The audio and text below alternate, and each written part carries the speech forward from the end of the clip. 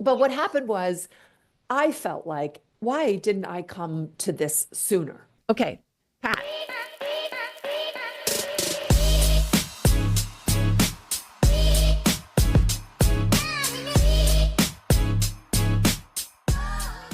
Right? Because I am a real estate professional. I could have written down our active income, married filed jointly, like, right? I didn't do that. So, the second best time in your life to do something is the second time. And I was like, okay, I'm going to get busy. So I joined Sub 2.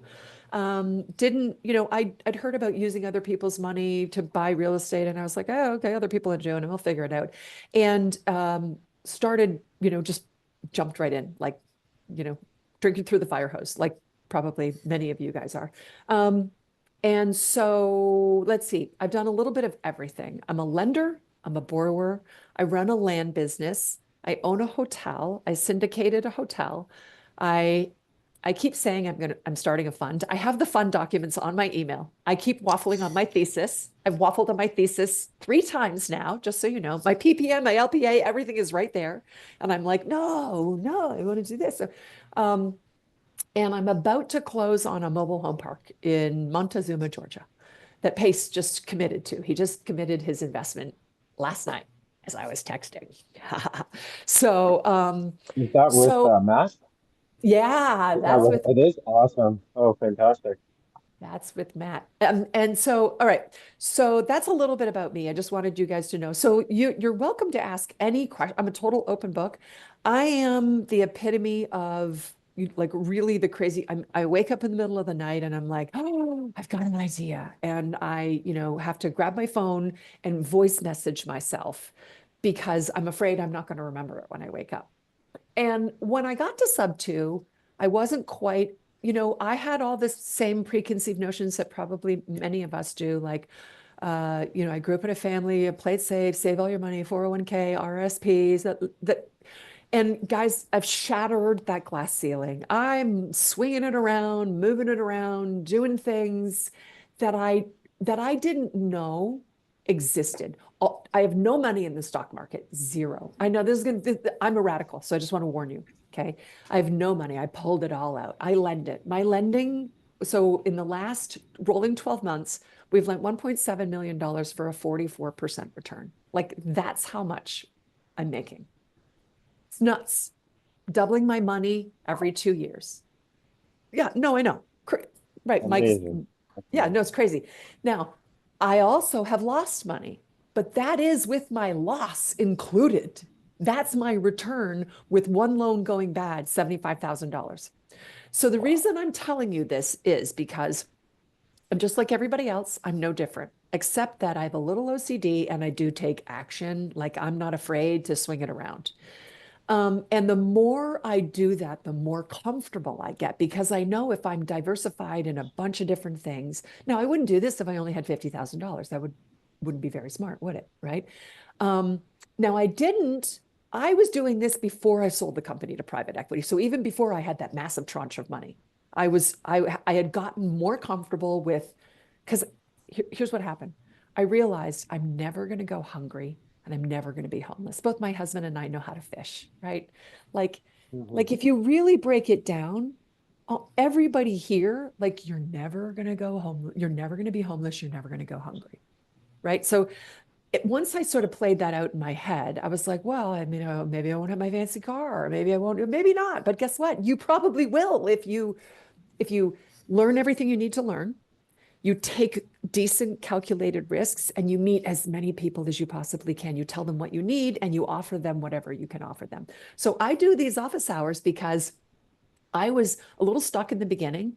Nobody would talk to me because I was new. Nobody knew I was going to do anything in the beginning, right? And I'd be like, "Oh, I'd love to connect with you." People would ignore me, um, and then finally, I was like, "All right, well, fuck it. I'll just have to start doing stuff," and which I did. And then people don't ignore you because you're doing stuff.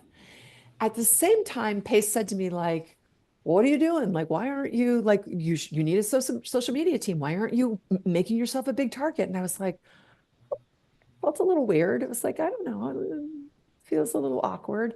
So I had to throw that out the window and get super comfortable and just let it all hang out. And so if you watch any of my social channels, I do, I let it all hang out. Like you get to see everything. And let me tell you what that's done. It has brought me innumerable amazing opportunities. Like, I don't believe in woo-woo.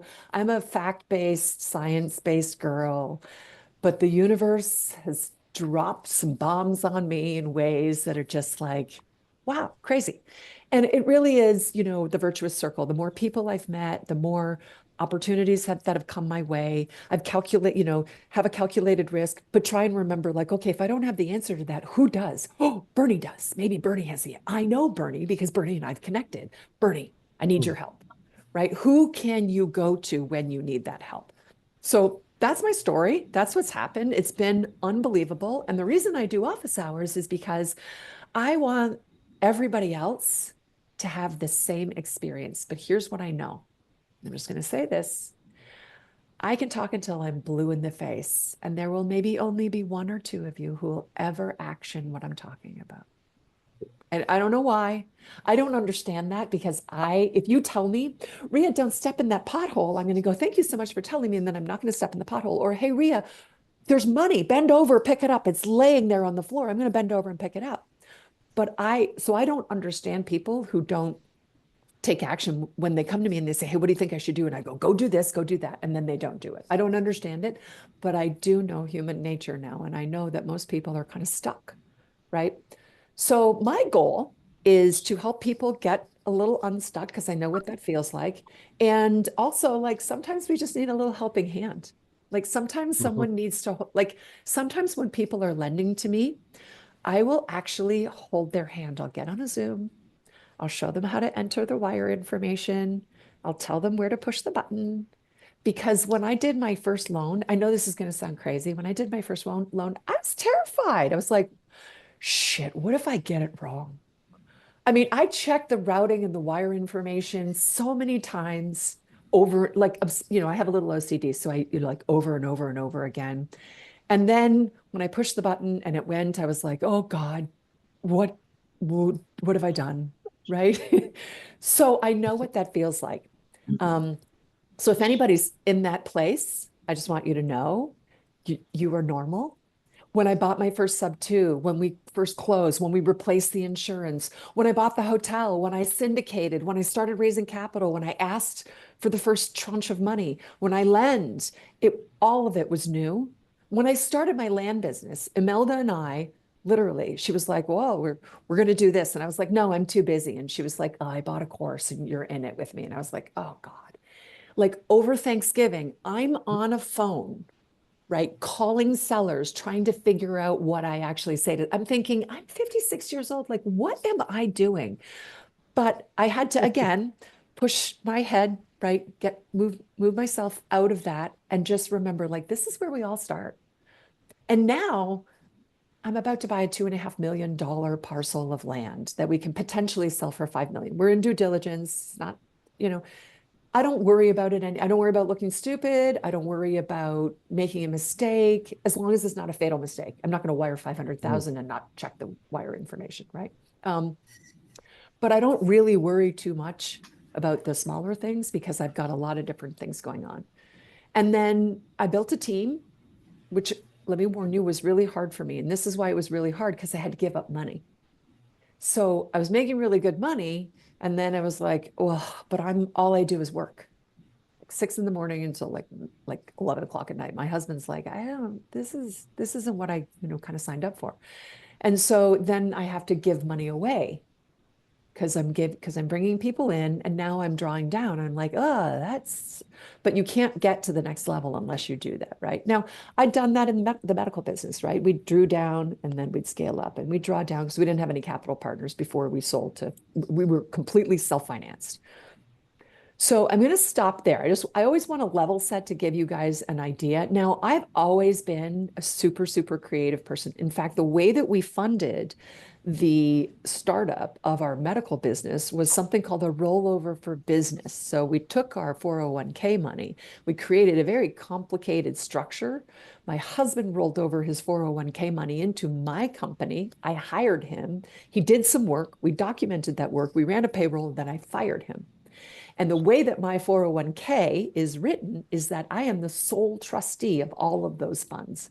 So now he is no longer in the company. This company then invested in a management services organization.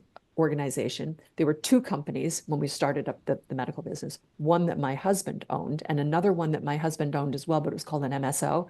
And my 401k bought memberships in the MSO. And we had attorneys and CPAs that did this complicated structure that was completely compliant.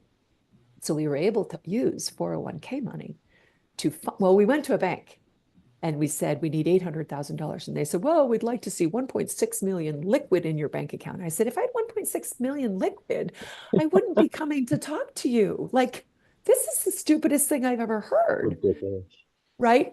But that, again, traditional banks, even though we had like all sorts of money in 401ks and like, I was like, this is ridiculous. Like, I don't understand. So I have that kind of brain and that kind of thinking. And I pride myself on being able to sort of see, these interesting connections that exist between things. And I know now, like, I used to only think like, well, I'm just like everybody else, but I'm not. I know that now. Like, I have this crazy mind that can put these things together in kind of, bizarre ways that work. So I'm going to stop there. And I want to see what I thought I would do today, if you guys are game for it. So I thought that I would share with you the deal that we have in the works right now that Pace just invested in. He just made a commitment yesterday to invest in it, which was a $100,000 investment into a mobile home park. And if you guys are game for hearing about the craziness of this whole thing, I thought I would walk you through how we put it together. What do you guys Sounds think? good. Yeah. Good? Okay. All right. Cool. So here's what happened. So Pace is one of my LP investors in the Inn at Mount Snow. By the way, I would never disclose who the LP are because that is private information. Pace told me it's okay to say that. Okay, so that's why I'm saying it. So he invested $100,000 as a limited partner in the Inn at Mount Snow. The Inn at Mount Snow was a syndicate where we raised $2.3 million. We took a tired Vermont boutique hotel property and we completely refurbished it. It's absolutely gorgeous, you guys. Mike, if you have the link, you can throw it. If you have the Inn at Mount Snow website, you can throw it in the chat if you guys want to see it. So we got that hotel, it's launched, and now we're working through SOPs and staffing and all that stuff. And it's amazing. Now I live in Chicago and that's Vermont, right? You can invest, virtually. I do want to tell you it's a lot of work when you do that. Just heads up. I have 3 other GP partners, so there's 4 of us. So Pace invested in the Inn at Mount Snow. Now, because I sold my medical practice in July, I have a huge taxable event, like massive. There's no, like, how am I going to write that down? That is actually a problem for entrepreneurs. If you sell to private equity, right? The issue is if you can't avoid taking cash. I tried to avoid taking cash as much as I could. So we have rollover equity, then we have earnout, but there was a certain amount of cash that they forced us to take. So I have this huge taxable event. Like, what am I going to do? Right. So, but I'm a real estate professional. So I can buy real estate to offset, take the accelerated depreciation cost seg. The Inn at Mount Snow was the perfect scenario for that. So I'm the largest single LP in the Inn at Mount Snow because I had to make a capital contribution in order to get that accelerated depreciation of the cost seg. So that helped. Now, it only helped to a certain degree because there was a pretty big taxable event. So I hired a tax strategist to help me several months ago. And we've been working through like, what do we need to do? Because we're in trouble. Because I don't like paying the government, right? I'd rather buy hard assets and pour it into properties that are going to appreciate and pay down over time rather than just write the government a check. So I was thinking, there is a concept in the IRS code. It is called the economic effect doctrine. And what it says is that if you have substantial economic effect in a deal, there is the ability for you to have a disproportionate depreciation allocation. Okay. It has to be substantiated by economic effect. Did you in some way contribute more economically? It doesn't have to be your own money. Doesn't say it has to be your own capital. It just says that you had substantial economic effect that can affect the proportion of depreciation that's allocated in a deal. It's gray. I don't know. I like gray because gray works to my advantage. Now, I'm not giving any tax advice, okay? You guys do your own homework, but I'm okay with gray. I'll walk right up to the line, I'll stare over it, but I'm not going to step over it. And if there's gray, then I'm going to use that to my advantage. And if I'm wrong 4 years from now and they audit me and they say that's disallowed, well, I will have gotten to use that money for that and I'll have to pay the penalties and whatever else.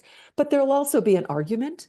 And that argument can be substantiated if I have a defensible position, right? A logical, reasonable, right? Well thought out defense for that. Long story short, I thought, oh gosh, okay, there's a bunch of LP that are in the Init Mounts No that may not need their depreciation because if you don't have passive income that can be offset by the depreciation, it'll go into something called suspension. The depreciation just sits in suspension. So like Carmen, if you didn't need it, your depreciation sits in suspension. It's not going to be used. Well, if I'm in there as well, mine's not sitting in, I need it. I need yours. I need everybody else's. So I went to Pace. I got on family night and I said, Pace, here's the scenario. Here's the deal. And he knew about the economic effect doctrine and he knew about disproportionate allocation. I said, do you need your depreciation? And he said, no, I've got all the depreciation I need this year. And I said, well, can I have yours? And he said, oh, well, that's an interesting idea. And he said, well, you have to talk to my family office. So I got on the phone with his family office and I told him what I wanted to do. His family office came back to me and said, okay, we hear you, but what are you going to give Pace in return for what he's giving you? And I was like, okay, I got it. Yep. Okay, let me think about this. So went to bed, noodled on it. And I was like, but here's what Ryan said to me. Ryan said, we want dollar for dollar. So if you're getting a 23,000 or 30,000 or $50,000 benefit, dollar for dollar, whatever your marginal tax rate is, right? He's 100,000 to me because my marginal tax rate was worth 23,000, basically 23,000. When he gives me 100,000 in his allocation, it's worth 23,000 to me. So I said, okay, I got to figure out how to give him 23,000. He wants dollar for dollar. So, I was like noodling on this and I was like, oh, all right, well, I guess what I could do is I could give him a kicker on the back end out of my equity. But like, I'm just giving it up now. He's giving it to me now for me to give it to him on the back end. And I'm like a half dozen of one, sixth of the other. So what happened? I thought, I've got an idea. Why don't I do this? Pace gives me his depreciation. I lend to Pace from my 401k because I can use my 401k money. I lend out of my 401k. Sometimes I'll lend in cash as well, but I lend out of my 401k. So I'm going to lend to Pace from my 401k, but I'm going to lend at the nominal or what's called the AFR rate. It's the nominal rate to keep the loan compliant. And right now that's at 4.33%. So I'm going to lend it to Pace. I'm going to say, here's 100,000. Comes from my 401k, totally compliant transaction. Now, Pace, I want you to use that 100,000 to go and get a position in a deal, get an equity position in another sub two person's deal. Because Pace likes to spread it around. He wants to help sub two students, right? But it's got to be a good deal. Now, Matt Peckman had already sent me his mobile home park deal, and I had already looked at it, and I was like, I got too many things going on. I can't do a deep dive into the underwriting. But I knew it was a decent deal because I had like reviewed it, but I was like, oh, I don't have the time to like really uncover, dig deep. So I thought, oh, what about Matt's deal?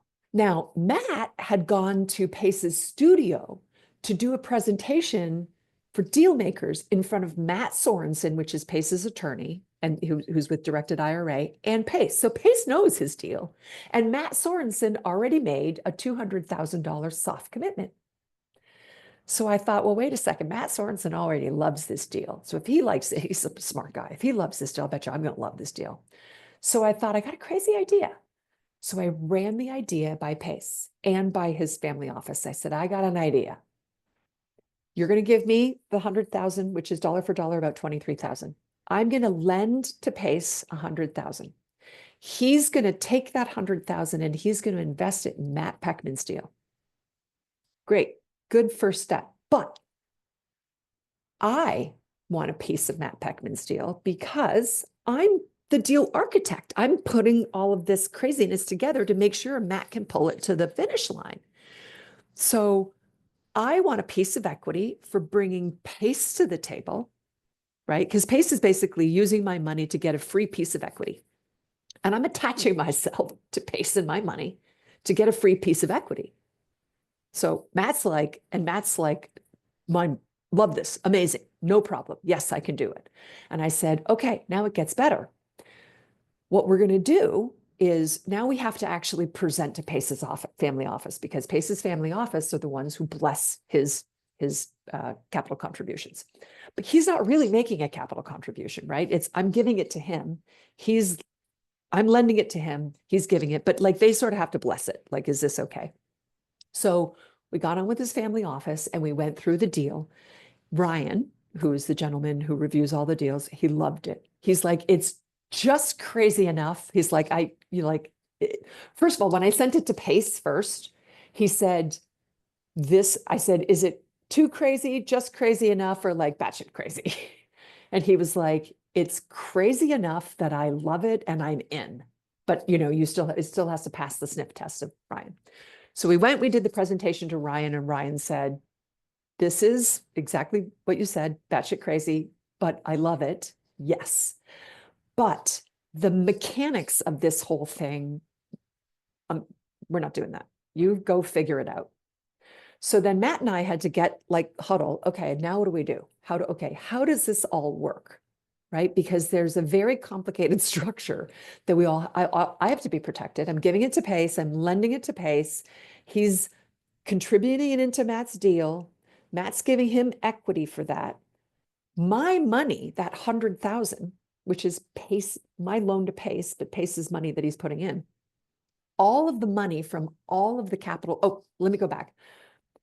We don't want to syndicate the deal. So we can only have 5 partners. So if you keep it under 5 partners, you don't have to syndicate. Okay. So we have 675,000 left in capital that we have to bring to the table. So we're like, okay, with Pace and Matt Sorensen, we got 675 left. Okay, no problem. But we've got EMD goes hard on Friday, and then close of escrows on the 31st. So I said to Matt, all right, we got to move fast. So here's what we're going to do. As soon as Pace says he's committed, we say, Pace, are you good? Can we tell people? Yes, you can. So we say, Pace is in our deal. This is crazy. Who wants in? Matt Sorensen's in for 200,000. Rhea's got this crazy structure. Matt's right. And all of a sudden people are like, okay, tell me about it. Like, what's going on? Now they're excited. Now they've seen it on Dealmakers as well. But now they're excited because this is like creative finance 3.0. So we start texting people last night because we only have a certain amount of time before, Matt will lose EMD, not me. He'll lose EMD if we don't raise the money, but we're basically, we're just about there. Then what happens is, so Ryan says, yep, we're good to go on the deal. You work out the details. It gets better. The EMD funder is a sub-2 student. The person who found the deal is a sub-2 wholesaler that went to Matt. Matt's the sponsor of the deal. Pace is in my deal at the inn at Mount Snow. I'm going to get the depreciation. I bring Pace to the table. We're now both in Matt's deal. Matt says to me, where do we get the rest of the money? And I said, I've already sent text messages to a couple of people who said, this is crazy. I want in. We had a call this morning. We have one person who's contemplating doing the entire $475,000 that's left. We have a couple more calls because we want to bring as many people as possible. We've got to keep it to 5 or under so we don't have to syndicate. Now, here's where it gets a little complicated. We got to bring Molly in because Molly keeps Pace organized. So filled Molly in on everything. Here's what's going on. We're going to use Creative Title, which is owned by Pace and Owners Club owners, to make sure that we close it so that, again, the money's spreading out. The deal is spreading out. It's sub-2, sub-2, sub-2. This is a really good example of like the who. Who do you know, right? And all these people I know from sub-2 because I've spent a lot of time getting to know people. The complicated piece of this is in the operating agreement because it's not a syndicate. So the operating agreement has to be structured in a way that documents the money that Rhea gives to Pace, that Rhea lends to Pace. Pace puts into the deal for the equity contribution. It's still Rhea's money because it has to come back to me at year 2. All the money for all the partners in the deal, about 90% of it gets refied out in year 2. But everybody stays in the deal as equity partners through the life of the deal, which is 5 years. So when Matt presented this deal to deal makers, he presented it as a 12% IRR. It's not. It's like an 80% IRR because it's 12% if you think your money's still in, but when all your money, 90% of it comes back to you if you're a capital contribution in year 2, but you stay in and make all that money in perpetuity, that's infinite return. And you look at the life of over 5 years, right?